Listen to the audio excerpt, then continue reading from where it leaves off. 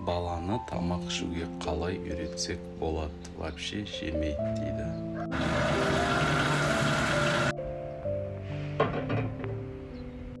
Любой емкость аласыз да, ішіне су құйып газға қоясыз. Қайнағанын күтеміз. Күріш бәріміздің үйімізде бар. Шыны алдық, мөлшері осынша күріш алдық. Жақсылап жуып аламыз. Қайнақ суға салдық. Тұз салмайсыз, пісірмейсіз. Бір бұрқ деп қайнады, өшіреміз. Мынандай кесе аламыз.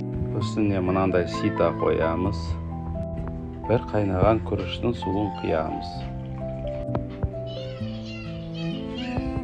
Мына настойканы жақсылап суытып аламыз.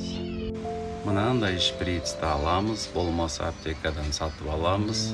Күніне 40 граммнан 10 күн бойы аш қарында балаға береміз. Асқазанның түгі отырған.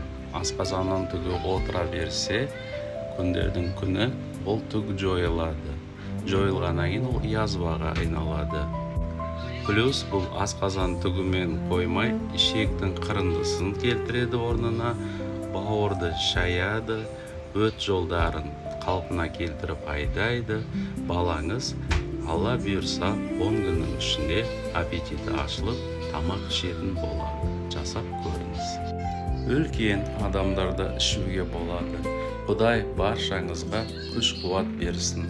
Ауырмаңыздар.